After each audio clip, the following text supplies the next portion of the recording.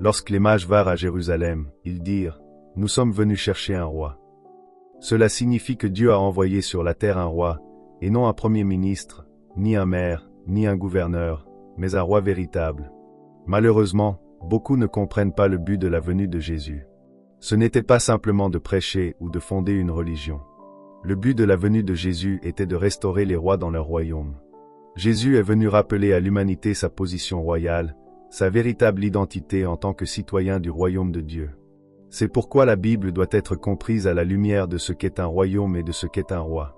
Le message central des Écritures n'est pas une collection de règles morales ou de récits religieux. Il s'agit d'un plan divin pour établir un royaume et pour que les hommes marchent dans leur identité royale. Le but ultime de Dieu est la restauration de son royaume sur la terre, et chaque enseignement de Jésus pointe vers cette réalité. Pour illustrer cela, regardons quelques passages bibliques. Dans Matthieu 18, 23, il est écrit « Le royaume des cieux est semblable à un roi qui voulut régler ses comptes avec ses serviteurs. » Notez bien, Jésus compare le royaume à un roi. Cela signifie que le royaume n'est pas une idée abstraite ni une institution religieuse, mais une réalité gouvernée par un roi, avec une autorité, une justice et un ordre. Ensuite, dans Matthieu 22h2, il est écrit « Le royaume des cieux est semblable à un roi qui fit un festin de noces pour son fils. » Encore une fois, le royaume est comparé à un roi. Tout dans le royaume est centré sur le roi, ses décisions, sa volonté et sa gloire. Le peuple, la culture, et même les lois du royaume reflètent le roi. Enfin, dans Matthieu 25, 34, Jésus dit « Alors le roi dira à ceux qui sont à sa droite. » Ici encore, le royaume est représenté par un roi, et non par un système religieux ou une hiérarchie administrative. Le roi prend la parole, rend la justice et établit l'ordre dans son royaume. Chaque passage souligne une vérité fondamentale, le royaume est indissociable du roi. Pour comprendre le royaume, il faut d'abord comprendre le roi. Et pour comprendre le roi, il faut étudier sa gloire, sa parole et le pouvoir qu'il a donné à ceux qui lui appartiennent. Alors Jésus dira à ceux qui sont à sa droite, « Venez, vous qui êtes bénis de mon Père, prenez possession du royaume qui vous a été préparé dès la fondation du monde. » J'ai lu ces passages pour que vous compreniez une vérité fondamentale. Toutes les références de Jésus au royaume parlent d'un roi et de son royaume. Il n'est jamais question d'une organisation humaine, ni d'un système religieux abstrait. Jésus parle toujours de l'autorité d'un roi et du gouvernement de son royaume. Il est donc impossible de comprendre Jésus, ou même la Bible dans son ensemble, si l'on ne comprend pas ce qu'est un roi et ce qu'est un royaume. Comprendre ces concepts est la clé pour saisir la mission de Jésus et la raison pour laquelle Dieu nous a placés sur cette terre. C'est exactement pour cela que nous devons étudier ces choses avec sérieux et diligence. Est-ce clair? C'est extrêmement important, car je crois que c'est la raison principale de tant de confusion dans ce que l'on appelle aujourd'hui le christianisme. Beaucoup abordent la Bible avec leurs propres idées, leurs propres interprétations, et pensent comprendre ce que Dieu voulait dire. Mais Dieu n'a laissé aucune place à une interprétation privée. La Bible est claire, elle parle d'un roi, et elle parle de son royaume. Je le répète, je suis un roi, et la Bible parle de mon royaume. Le problème survient lorsque nous essayons de lire ces textes avec des lunettes humaines, avec nos préjugés ou nos idées personnelles, au lieu de comprendre le contexte royal et gouvernemental que Dieu a établi dès la création. Si nous ne comprenons pas cela, nous passerons à côté de la signification réelle des enseignements de Jésus. Et c'est exactement là que réside la confusion et l'échec spirituel de beaucoup. Ils cherchent Dieu sans chercher son royaume. Ils cherchent la religion sans chercher l'autorité royale. Et si vous êtes né à l'époque des rois, vous devez étudier ce qu'est un roi, car c'est la manière dont Dieu a choisi de se définir lui-même. Vous me suivez? C'est très important. Comprendre cela a été, pour moi personnellement, une source de bénédiction immense, et je veux que vous saisissiez pourquoi il est essentiel de le savoir. Il faut reconnaître une vérité, les théologiens ne détiennent pas toujours la réponse. Et je vous le dis avec force. J'ai moi-même étudié la théologie à l'université, et j'ai rapidement compris que la plupart de ce que l'on nous enseignait provenait des écrits d'autres auteurs, et non directement de la Bible. Ce que nous étudions n'était donc pas la parole pure, mais surtout des commentaires, des interprétations, des analyses d'hommes sur la Bible. L'un des penseurs les plus influents que nous devions étudier était Saint Augustin. C'était présenté comme une exigence académique, une autorité incontournable. En réalité, une grande partie de la théologie enseignée dans les universités et les séminaires protestants provient de ses écrits. Gardez bien cela à l'esprit, Saint Augustin était un prêtre catholique, et pourtant ces écrits sont étudiés dans presque toutes les institutions chrétiennes, quelle que soit leur tradition.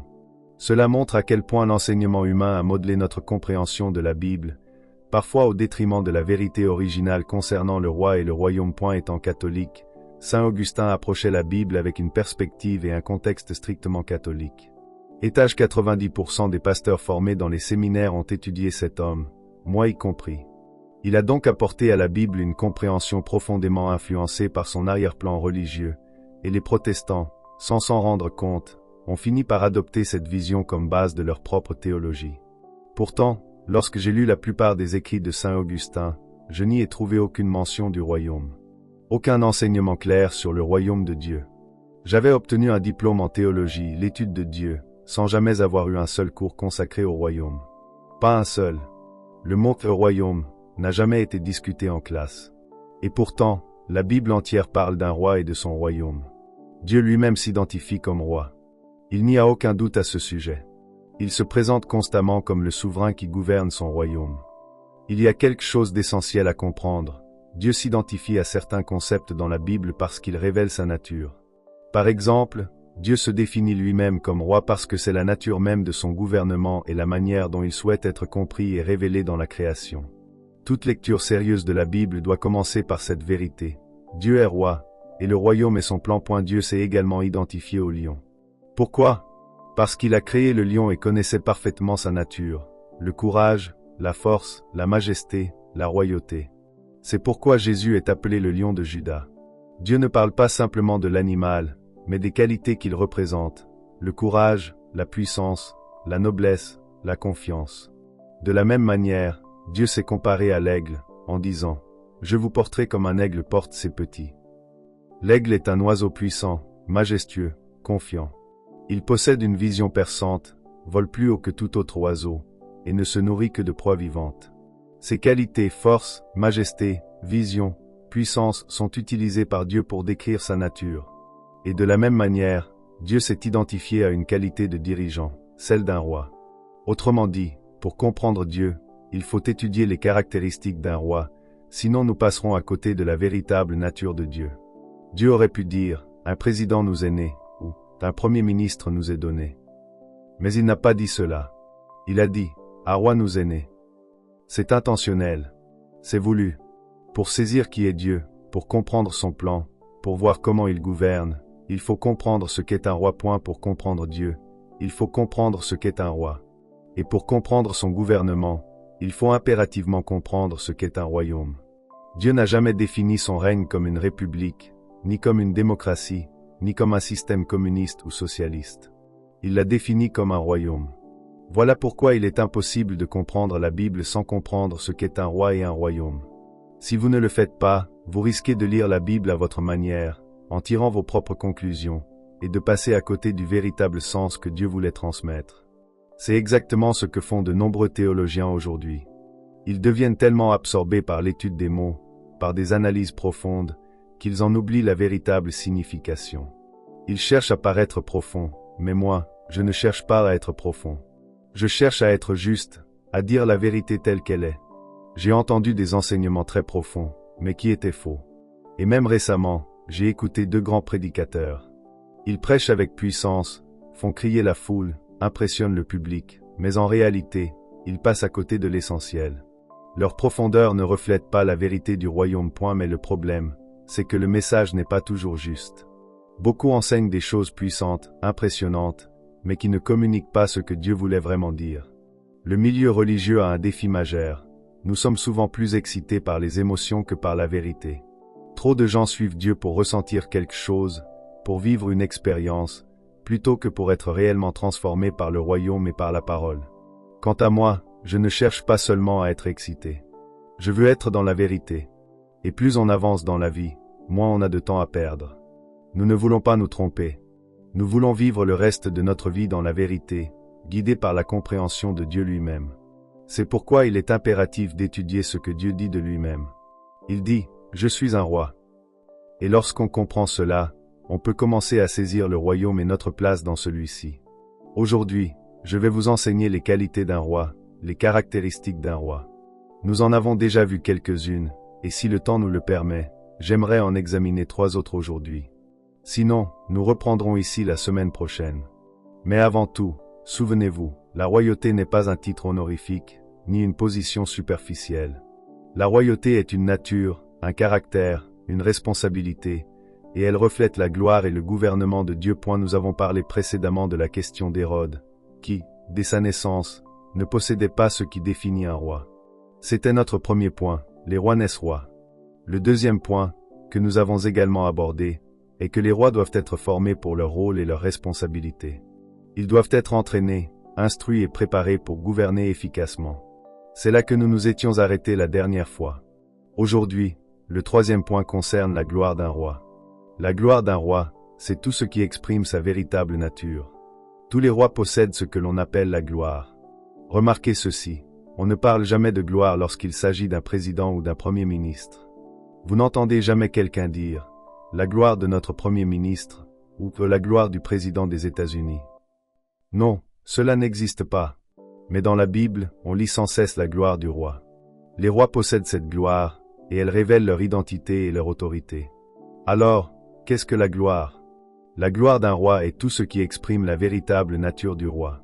Dans l'Ancien Testament, le mot hébreu pour gloire est kabo, et dans le Nouveau Testament, le mot grec est doxa. Ces deux termes expriment la même idée.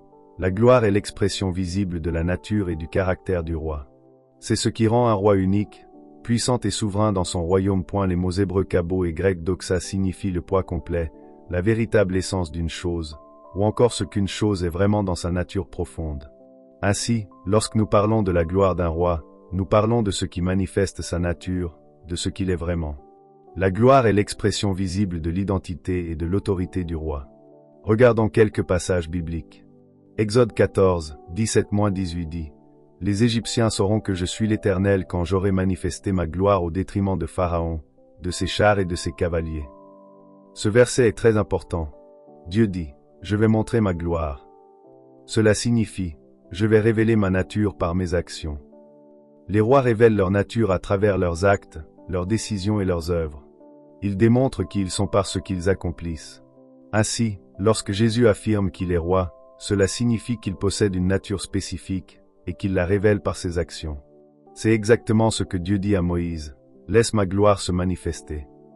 La gloire n'est pas seulement un titre ou un attribut, elle est l'expression concrète de la puissance, de l'autorité et de l'essence du roi. Dieu dit à Moïse, « Laisse Pharaon tranquille, puisqu'il veut être obstiné. Je vais lui montrer qui je suis à travers mes actes. » C'est là que Dieu proclame, « Tenez-vous tranquille et voyez le salut de l'Éternel. » Ou encore, « Voyez la gloire de l'Éternel. » Le psaume 4 dit, « Fils des hommes, jusqu'à accent grave un roi aime manifester sa nature, et il le fait à travers ses œuvres, ses actions, ses décisions. Il ne se contente pas de posséder un titre, il révèle qui il est par tout ce qu'il accomplit. Quand ma gloire sera-t-elle outragée? Jusqu'à quand aimerez-vous la vanité et rechercherez-vous le mensonge? » Dieu déclare que nous couvrons sa gloire de honte lorsque nous adorons des idoles ou lorsque nos actions ne reflètent pas sa nature. Nous avons été créés à l'image de Dieu, c'est-à-dire selon sa nature et sa gloire. Tout ce que nous faisons devrait refléter cette gloire. Quand nous agissons d'une manière qui ne ressemble pas à Dieu, nous déshonorons sa gloire. Dieu dit, « Je suis roi. Je vous ai fait roi. Vous devez agir de manière à me ressembler. Si vos actions ne reflètent pas ma nature, alors vous apportez la confusion et vous déshonorez le royaume. » Dieu ajoute, « Si vous prosternez devant des idoles, vous me déshonorez. Moi, je n'adore pas ce que j'ai créé. Alors pourquoi prenez-vous ma gloire pour la soumettre à des idoles? » Le psaume 8:5 dit, « Tu l'as fait un peu inférieur aux êtres célestes, et tu l'as couronné de gloire et d'honneur. » Ici, il est question de l'homme, de toi et moi. Ce passage a profondément marqué ma vie, lorsque j'étais adolescent et que je commençais à comprendre Dieu.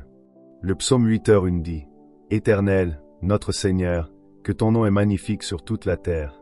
Ta gloire s'élève au-dessus des cieux. » David contemple la création, les étoiles, les galaxies, et il voit la gloire de Dieu dans l'univers. Je me rappelle personnellement de cette image, je suis peintre. De temps en temps, quand j'en ai l'occasion, je peins. J'ai quelques tableaux accrochés dans des maisons. Un jour, en visitant un ami à Tulsa, j'ai remarqué un tableau dans son salon. C'était l'un de mes tableaux que j'avais offert à mon ami des années auparavant. Les gens lui demandaient souvent, « Comment as-tu obtenu un tableau signé Miles Monroe ?» Quand un artiste peint, on appelle son œuvre sa gloire. Cela signifie qu'il a déposé sur la toile une part de lui-même. Son œuvre exprime sa nature, ce qu'il est véritablement. David dit que Dieu a fait exactement la même chose lorsqu'il a créé les étoiles, la lune et les galaxies. Il a exposé une part de sa nature sur la toile de l'univers. Ainsi, on peut connaître un artiste à travers son œuvre. C'est exactement cela, la gloire, l'expression visible de la nature d'un roi. Tout ce qu'un roi fait laisse une trace qui révèle qui il est, bien avant même qu'on ne le voie en personne. Voilà pourquoi la gloire d'un roi est essentielle. Elle se manifeste dans ses œuvres, dans ses actions, dans tout ce qu'il accomplit. David dit, « Tu nous as couronnés de gloire et d'honneur. » Autrement dit, Dieu nous a donné une part de sa nature. Il a placé dans notre être une parcelle de ce qu'il est, afin que nous puissions manifester sa gloire sur la terre, comme des rois créés pour gouverner et refléter le royaume de Dieu. Lorsque les gens nous voient, ils devraient se souvenir de lui. C'est bouleversant. Dis à ton voisin, « Je suis la gloire de Dieu. » Remarquez ceci, il n'est pas écrit que vous êtes Dieu. Non. Mais partout où va mon tableau, une part de moi y va aussi. De la même manière, partout où vous allez, la gloire de Dieu vous accompagne, car elle est en vous. Si quelqu'un peignait du noir sur mon œuvre, le tableau serait toujours là, intact, mais caché sous la peinture. C'est cela le péché, la désobéissance de l'homme qui recouvre la gloire de Dieu. Mais le sang de Jésus agit comme un solvant puissant. Il enlève le noir, retire les couches de mensonges, de honte, de faute et restaure la beauté originale. Voilà pourquoi, lorsque nous désobéissons à Dieu, nous voilons sa gloire, nous la rendons méconnaissable. Mais tous les rois possèdent une gloire. Regardez encore le psaume 19, verset 1. Les cieux racontent la gloire de Dieu, et le firmament proclame l'œuvre de ses mains. Dieu manifeste sa gloire à travers ce qu'il crée, mais aussi à travers ceux qu'il a fait à son image. Dieu manifeste aussi sa gloire à travers ce qu'il fait. Ses œuvres révèlent sa nature.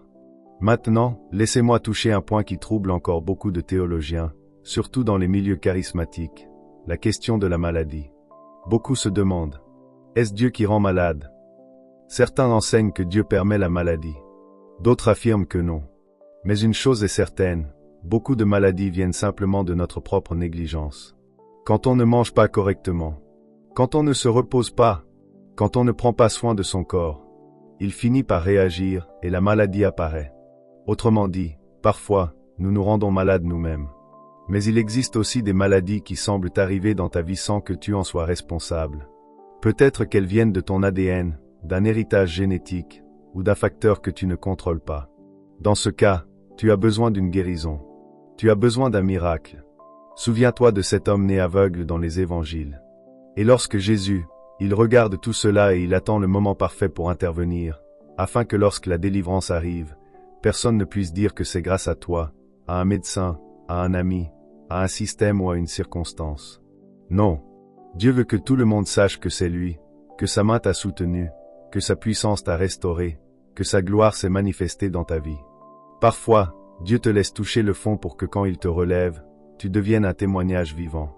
Il te laisse entrer dans une tempête pour que lorsque tu en sors, tout le monde voit le roi qui règne dans ta vie. Il permet que les choses deviennent impossibles pour que lorsque le miraculeux se produit, il n'y ait aucun doute sur l'origine de cette intervention. Parce qu'un roi aime manifester sa gloire, et sa gloire est révélée dans ce qu'il fait. C'est pourquoi certaines situations dans ta vie ne sont pas là pour te détruire, mais pour devenir une scène où Dieu va démontrer sa nature. Alors ne te décourage pas. Ne pense pas que Dieu t'a oublié. Il te regarde et il dit, « Attends, attends encore, le moment vient où tout le monde saura qui je suis dans sa vie. » Et quand il agit toujours de manière à ce que sa gloire soit vue, reconnue, et célébrée. Dieu ne vous dit pas d'agir, il ne vous dit pas de courir partout, de vous épuiser, de forcer les choses. Il vous dit simplement, tenez-vous tranquille. Pourquoi? Parce que tant que vous essayez de résoudre la situation, lui ne peut pas manifester sa gloire. Tant que vos mains sont sur le problème, les siennes ne peuvent pas l'être. Dieu dit parfois, je veux que ce soit clair pour tout le monde que c'est moi qui ai fait cela, pas toi. Si tu t'agites, tu vas voler ma gloire. Alors, reste calme. Laisse-moi faire ce que seul un roi peut faire. Ce n'est pas facile, je sais. C'est dur de ne rien faire quand tout semble s'écrouler. C'est dur de ne rien faire quand tu vois la date limite approcher. Quand le courrier du banquier arrive. Quand les papiers du divorce sont prêts. Quand le médecin t'annonce des choses qui te dépassent. Mais écoute ceci. La foi la plus élevée n'est pas celle qui agit, c'est celle qui repose. Se reposer dans Dieu, c'est reconnaître que tu n'es pas roi, mais que lui l'est. Quand tu arrives au bout de tes forces, au bout de tes idées, au bout de tes ressources, Dieu dit, « Parfait. Maintenant, regarde-moi travailler. Maintenant, tu vas voir ma gloire. » Certains d'entre vous sont précisément dans cette saison. Vous pensez que c'est la fin, mais pour Dieu, c'est juste le moment où sa gloire commence. Et tu ne peux pas savoir tant que tu n'as pas été enseigné. C'est pour cela que le diable combat la connaissance plus que tout. Parce qu'un enfant du royaume ignorant reste un enfant faible. Mais un enfant du royaume instruit devient un roi conscient, et un roi conscient est dangereux pour les ténèbres. La foi ne naît pas d'un désir. La foi ne naît pas d'un besoin. La foi ne naît pas d'une émotion. La foi naît de la connaissance. Et la connaissance naît de la compréhension du royaume et du roi. Voilà pourquoi Jésus n'est pas venu nous amener une religion. Il n'est pas venu fonder le christianisme. Il est venu restaurer la connaissance du royaume. Il est venu révéler le roi et nous réintroduire dans notre position de fils et filles royaux. Tu ne peux avoir confiance en un roi dont tu ne connais pas la nature. Et la nature de ton roi, c'est la gloire. Quand tu comprends cela, ta manière de prier change. Tu ne mendis plus, tu réclames ce qui t'appartient. Tu ne demandes plus comme un esclave, tu parles comme un héritier. Tu n'agis plus comme une victime, tu agis comme un ambassadeur. Dans un royaume, le roi est responsable de la vie de ses citoyens. C'est pour cela que Jésus dit, « Ne vous inquiétez de rien. » Parce qu'un roi est personnellement responsable de ton bien-être. Ta santé, tes besoins, ta protection, ta provision. Quand tu comprends la mentalité du royaume, tu arrêtes de dire, « Seigneur, s'il te plaît, paie mon loyer. » Tu dis, « Roi, ton ambassade a un besoin. Je te fais un rapport. » Les ambassadeurs ne paient rien. Ils vivent dans la gloire du roi qui les a envoyés. Ce n'est pas l'ambassadeur qui finance sa mission. C'est le royaume qui finance son ambassadeur. Voilà pourquoi Jésus dit, « Cherchez d'abord le royaume et sa justice, et toutes choses vous seront données. » Donner, pas gagner. Parce qu'un roi prend soin de sa gloire, et sa gloire se voit dans la vie de ses citoyens. Tu es la gloire de Dieu sur deux jambes. Tu es la preuve vivante que le roi règne encore. Tu es la vitrine du ciel sur la terre. Et plus tu manifestes cette nature, plus le monde verra la gloire du roi que tu représentes. Quand ton esprit s'ouvre enfin à la vérité du royaume, tout ce qui te retenait commence à perdre son pouvoir. Parce que le combat n'a jamais été dans ton portefeuille, ni dans ton corps, ni dans tes relations. Le combat a toujours été dans ton esprit. Le diable n'a pas besoin de t'enchaîner physiquement, il lui suffit de t'enchaîner mentalement. S'il peut contrôler ta pensée, il contrôlera ta vie. C'est pourquoi Jésus passait plus de temps à enseigner qu'à faire des miracles. Parce qu'un miracle te libère un jour. Mais la connaissance te libère pour toujours. Un homme qui sait qui il est n'a plus besoin qu'on lui impose les mains chaque semaine. Il marche dans l'autorité. Il marche dans la conviction. Il marche dans la révélation. Quand tu comprends le royaume, tu comprends que Dieu n'agit pas selon tes émotions, mais selon ta foi. La foi commence quand l'ignorance s'arrête. C'est pour ça que le royaume des ténèbres investit tellement dans le mensonge. Mensonge sur ta valeur. Mensonge sur ta destinée. Mensonge sur ce que Dieu peut faire ou ne pas faire. Parce que tant que tu crois ces mensonges, tu vis en dessous de ton appel. Mais dès que la vérité entre, dès que la lumière se lève, dès que ton esprit s'aligne, ta vie doit changer. Tu n'as pas besoin que les circonstances changent pour voir la gloire de Dieu. C'est lorsque toi tu changes que les circonstances commencent à s'aligner. Tu n'as pas besoin d'une nouvelle saison. Il te suffit d'un nouvel état d'esprit. Les portes qui restent fermées depuis des années s'ouvrent devant un esprit renouvelé. Les opportunités qui t'ignoraient commencent à te chercher. Les ressources que tu n'arrivais pas à attirer viennent vers toi naturellement. Ce n'est pas la magie, c'est le royaume. Un royaume basé sur les lois spirituelles. Et la première de ces lois est celle de la pensée. Change ta pensée, et tu changeras de niveau. Si Jésus est roi et que tu es sa gloire, laisse-moi t'expliquer qui tu es vraiment. Tu es sa déclaration. Autrement dit, tout ce que Dieu veut montrer au monde, c'est toi. Il ne te disperse pas comme une poussière de pauvreté, car il n'est pas pauvre. Tu dois être l'ornement sur l'arbre de Dieu sur la terre. Ta prospérité n'est pas seulement pour toi, elle est nécessaire pour que Dieu révèle qui il est. Car il est un Dieu d'abondance et de puissance illimitée. Et c'est exactement ainsi que tu dois marcher. Je dois prospérer pour sa réputation. Claque des mains. Loue Dieu. Tu as une part à jouer dans la réputation de Dieu sur la terre. La Bible dit que les cieux la déclarent. Si tu crois que Dieu est pauvre, va marcher dans la nature. Regarde comment il a parsemé les collines de fleurs sauvages. Achète un oiseau de paradis pour $20 et compare-le à ce que Dieu met dans la brousse gratuitement. Va marcher sur la plage à 5 heures du matin. Regarde le lever du soleil. Va tout seul, et laisse l'Éternel se montrer à toi quelques minutes. La gloire de Dieu est visible dans la création. Si tu prends le temps de regarder, tu commenceras à comprendre. La prospérité, la beauté, la puissance et l'ordre que tu vois autour de toi sont le reflet de Dieu. Et si Dieu a fait tout cela pour les créatures sauvages, combien plus fera-t-il pour ses enfants créés à son image, l'Éternel fort et puissant, l'Éternel puissant dans les combats. C'est lui le roi de gloire.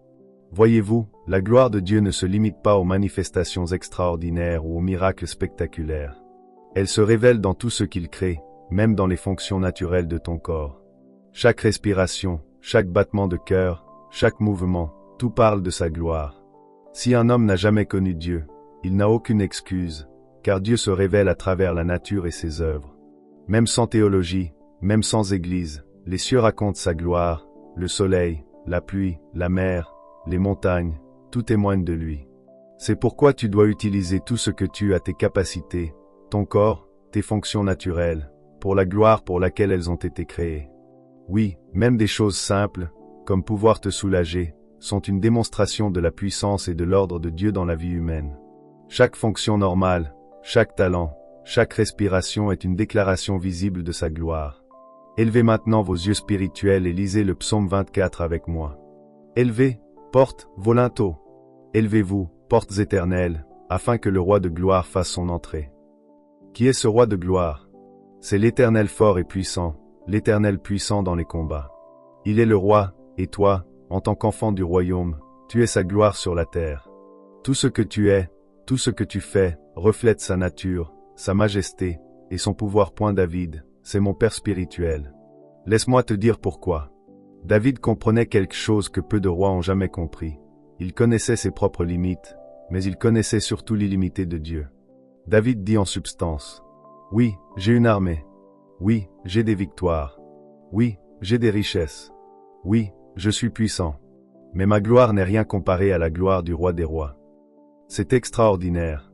Un roi, un vrai roi, un roi puissant, un roi respecté, un roi craint, se tient devant Dieu et dit: je ne suis rien devant ta gloire. Voilà pourquoi David était un homme selon le cœur de Dieu.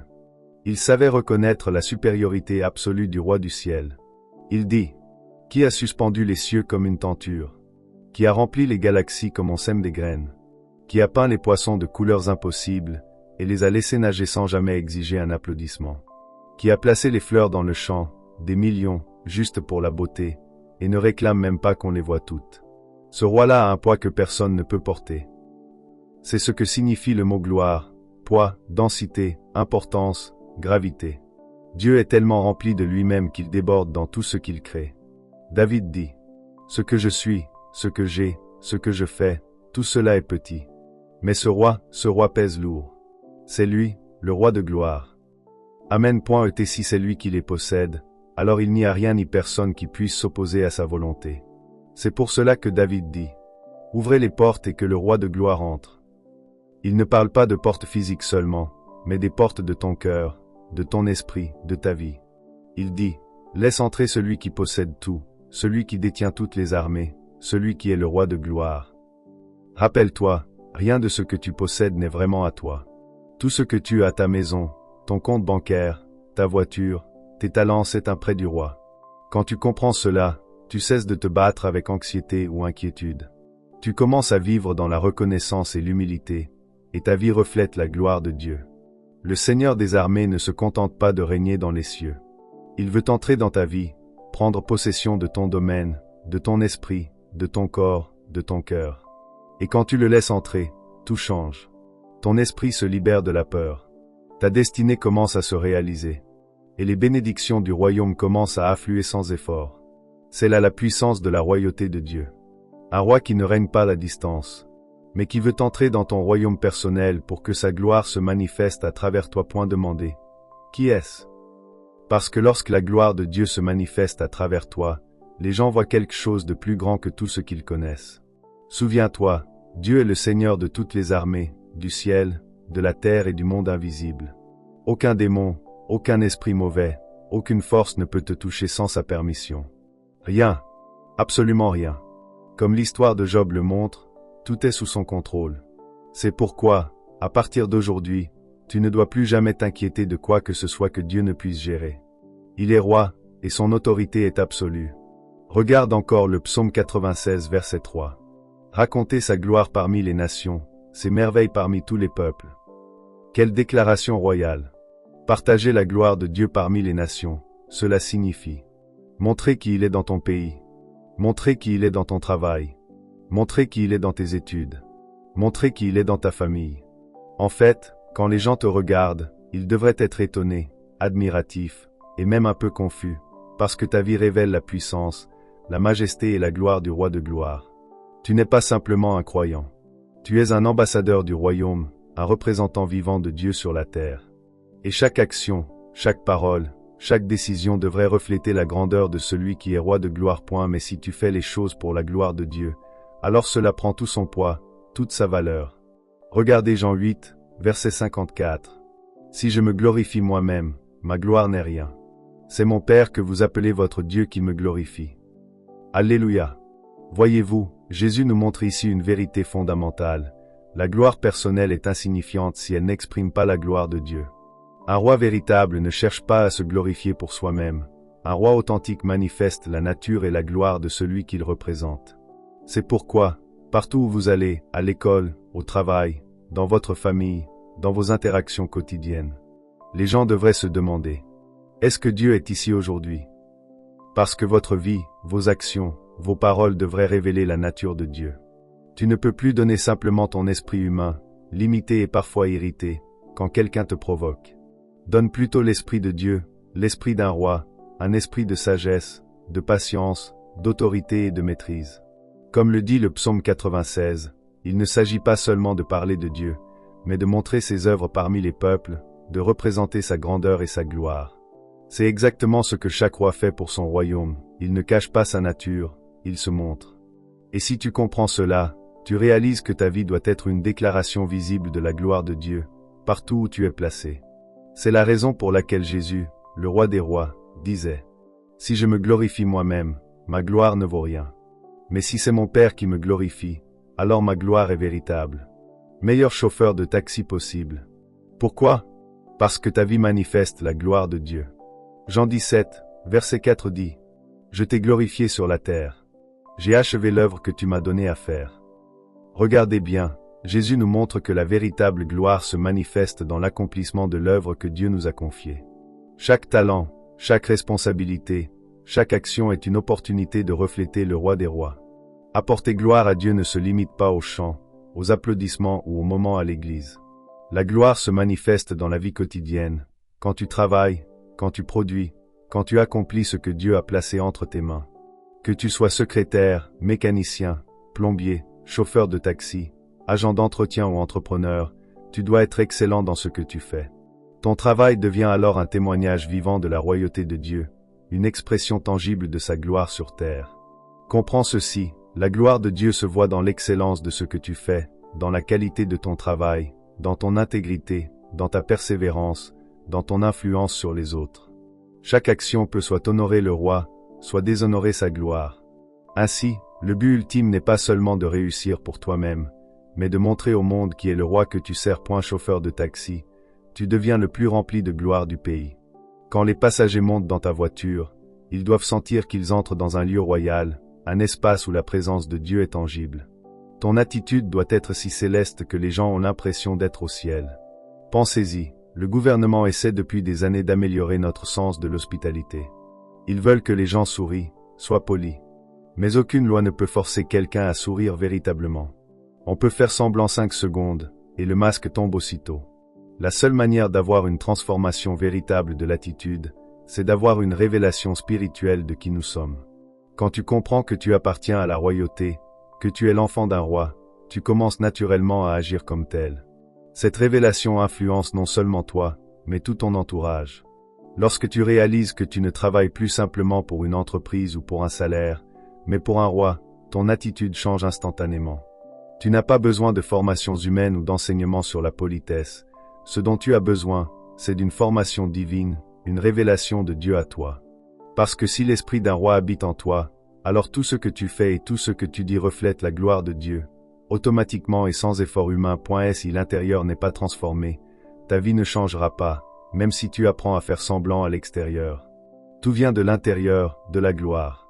Jean 17, verset 21 nous dit: « Je leur ai donné la gloire que tu m'as donnée afin qu'ils soient un comme nous sommes un. » Regardez bien, le Père a donné la même gloire à ses enfants que celle qu'il a donnée à Jésus lui-même. Cela signifie que tu possèdes le même poids de gloire divine que le roi des rois. Le roi est à la maison.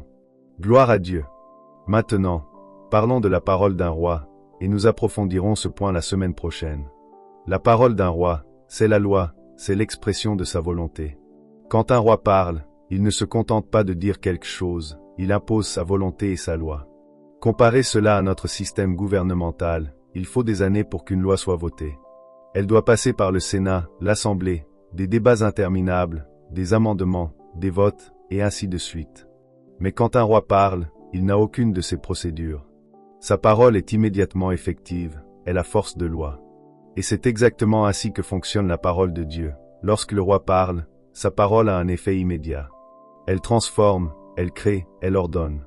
C'est pour cela que nous devons comprendre l'autorité royale, la puissance de la parole d'un roi, et agir conformément à cette vérité. Et la parole d'un roi n'a pas besoin d'assemblée, ni de sénat, ni de comité.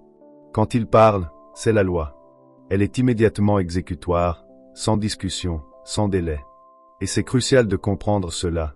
Nous ne servons pas un président, nous servons un roi, Jésus-Christ.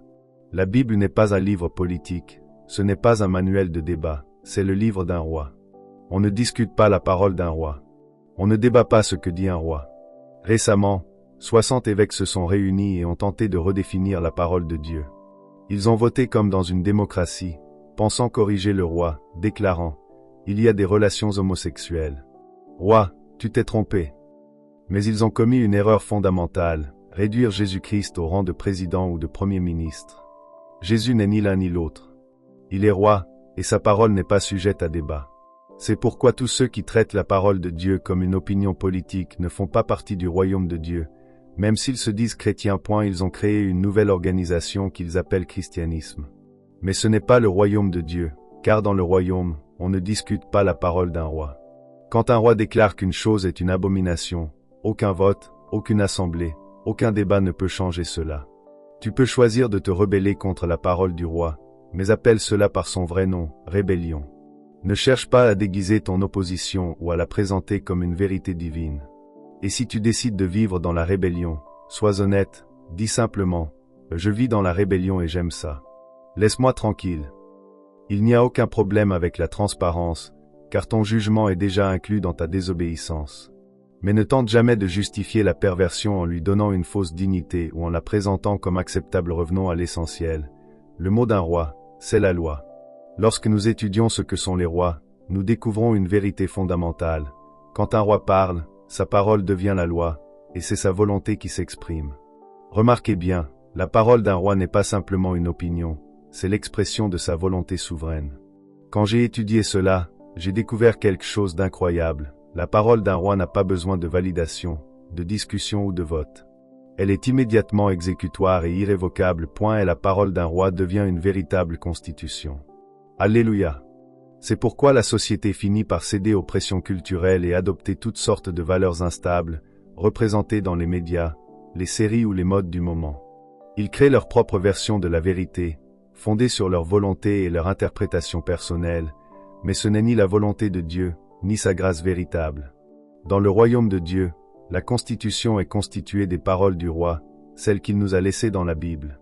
Peu importe qui tu es ou ce que tu penses, ta vie sur cette terre est limitée, 70 ou 80 ans au plus, ensuite, tu pars.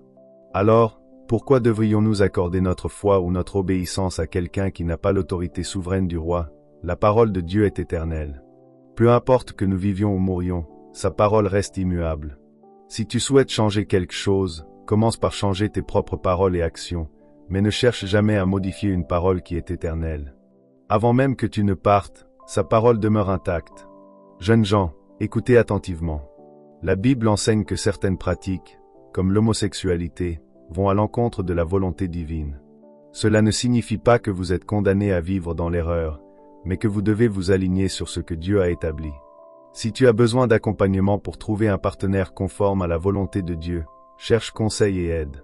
Comme le dit Psaume 119, 89, « Ta parole, éternelle, demeure à jamais dans les cieux.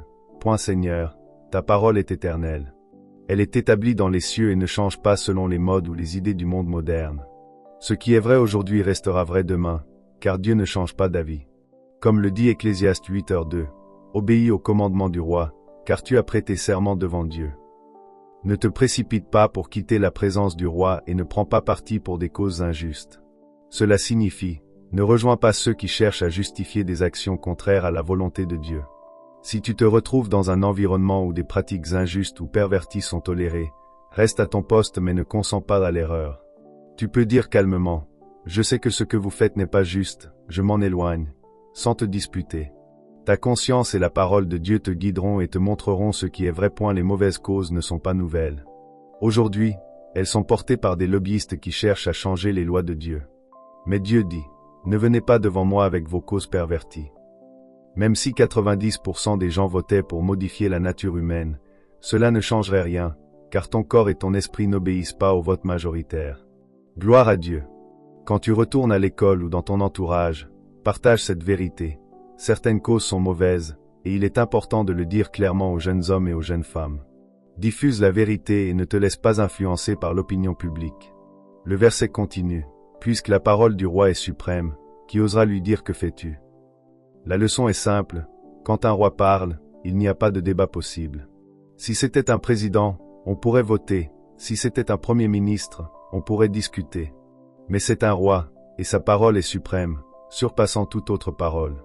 Ainsi, même si un gouvernement légalise certaines pratiques comme le mariage entre personnes du même sexe, aucune de ces actions n'aura d'effet dans la maison de Dieu, car la loi de notre roi, Jésus-Christ, reste éternelle et incontestable. Et la loi du royaume de Dieu est au-dessus des lois humaines. Et si cela signifie aller en prison pour l'obéir, alors je suis prêt à le faire. La parole du roi est la loi. S'il déclare que la fornication est un péché, alors il faut arrêter les relations sexuelles hors mariage. S'il dit que le vol est un péché, alors il faut cesser de voler. Dans le royaume de Dieu, la parole du roi est suprême. Parfois, Dieu nous donne des instructions qui ne semblent pas faciles ou agréables au début, mais avec le temps, on comprend qu'elles sont justes, même si elles demandent un sacrifice personnel. Par exemple, quand Dieu dit de ne pas manger de porc, cela peut être difficile à appliquer au quotidien. Comme il le dit avec humour, ces côtes grillées sont dures à lâcher. Enfin, Jésus confirme l'éternité de la parole divine dans Matthieu 5, 17-18. Je vous le dis en vérité, tant que le ciel et la terre ne passeront pas une seule lettre, pas un seul trait de plume ne disparaîtra de la loi jusqu'à ce que tout soit accompli. Autrement dit, la parole de Dieu ne change pas. Elle demeure éternelle et parfaite, au-dessus de tout jugement humain ou changement culturel. Et la parole d'un roi peut être envoyée. Un roi n'a pas besoin d'être physiquement présent pour que sa parole ait effet. Sa parole peut atteindre et agir à distance. La parole d'un roi représente le roi lui-même. Quand la parole est donnée, elle incarne la présence et l'autorité du roi. La parole d'un roi contient sa puissance et son autorité pour s'accomplir. Une parole royale n'est pas simplement un mot, elle a le pouvoir de produire ce qu'elle déclare. La parole d'un roi est une avec le roi. Le roi met son intégrité et son être dans sa parole. Elle reflète son caractère et sa nature. Un roi est obligé de tenir sa parole. La parole royale est fiable, le roi est lié par elle et doit la voir s'accomplir. Référence biblique. 1 Samuel 3h21. Le Seigneur continua d'apparaître à Silo et là, il se révéla à Samuel par sa parole. Quand Dieu se manifeste, c'est par sa parole. Quand sa parole vient, il vient lui-même. Jean 1, 1,14. Au commencement était la parole, et la parole était avec Dieu, et la parole était Dieu. Et la parole a été faite chair. Cela montre que Dieu est toujours uni à sa parole. Tous les rois agissent de la même manière. Résumé clé, la parole d'un roi est puissante, représentative, unie à lui, et toujours efficace, même si le roi n'est pas physiquement présent. Et la parole d'un roi peut être envoyée. Même si le roi n'est pas présent, sa parole atteint sa cible et s'accomplit. Exemple biblique, Esther est entrée dans la présence du roi et quand il a parlé, l'édit a été signé immédiatement. La parole d'un roi représente le roi lui-même. Quand le roi parle, sa parole incarne sa présence et son autorité. La parole d'un roi contient sa puissance et son autorité pour s'accomplir. Une parole royale n'est jamais vide, elle produit toujours l'effet voulu. La parole d'un roi est une avec le roi. La parole d'un roi est une avec le roi. La parole reflète sa nature, son intégrité et son caractère. Un roi est obligé de tenir sa parole. Même si l'accomplissement prend du temps, la parole royale est certaine. Dieu tient toutes ses promesses. Tout ce qu'il a promis se réalisera, même si l'accomplissement peut prendre des siècles. Résumé pratique. Recevoir la parole d'un roi est la clé. Tout commence par entrer dans sa présence. Ne doute jamais, sa parole a puissance et autorité. Elle représente le roi lui-même et s'accomplira avec intégrité. Et la parole d'un roi peut être envoyée. Même si le roi n'est pas présent, sa parole atteint sa cible et s'accomplit. Exemple biblique, Esther est entrée dans la présence du roi et quand il a parlé, l'édit a été signé immédiatement. La parole d'un roi représente le roi lui-même. Quand le roi parle, sa parole incarne sa présence et son autorité. La parole d'un roi contient sa puissance et son autorité pour s'accomplir. Une parole royale n'est jamais vide, elle produit toujours l'effet voulu. La parole d'un roi est une avec le roi. La parole reflète sa nature, son intégrité et son caractère. Un roi est obligé de tenir sa parole. Même si l'accomplissement prend du temps, la parole royale est certaine. Dieu tient toutes ses promesses, tout ce qu'il a promis se réalisera, même si l'accomplissement peut prendre des siècles. La parole du roi s'accomplit sur les générations. Les bénédictions ou les promesses de Dieu se transmettent à travers la postérité. Priez pour tes enfants, déclarez leur bénédiction, confessez leur justice. La parole royale les suit et s'accomplit malgré les erreurs ou les errances. Exemple, la prière des ancêtres peut produire des fruits dans ta vie et celle de ta descendance. Résumé pratique. Recevoir la parole d'un roi est la clé. Tout commence par entrer dans sa présence. Ne doute jamais, sa parole a puissance et autorité. Elle représente le roi lui-même et s'accomplira avec intégrité. La parole du roi est intergénérationnelle. Elle touche tes enfants, petits-enfants et au-delà. Si elle est proclamée et respectée, le peuple juif prospère encore aujourd'hui. Peu importe où ils vont, ils réussissent. La Bible dit que celui qui nous a donné Christ nous donnera aussi tout le reste dont nous avons besoin. Tu dois recevoir cette parole personnellement. Je n'ai pas le droit d'être pauvre. Je n'ai pas le droit d'être malade. Je n'ai pas le droit d'être démuni ni de mendier. La Bible affirme, « Je n'ai jamais vu le juste abandonné ni sa postérité mendiant du pain. » Crie-le à haute voix. Je n'ai jamais vu le juste abandonné, ni sa postérité mendiant du pain. Dieu t'a donné sa parole, et il la réalisera. Exemple biblique. Un homme vint vers Jésus. Son serviteur était malade. Cet homme n'était même pas juif. C'était un centurion, un officier romain, un chef de légion. Il avait étudié Jésus et avait entendu Jésus dire « Je suis roi ». Il avait donc compris la royauté. Si tu tapes roi dans l'ordinateur, tu verras aussi le gouvernement romain, car César était traité comme roi.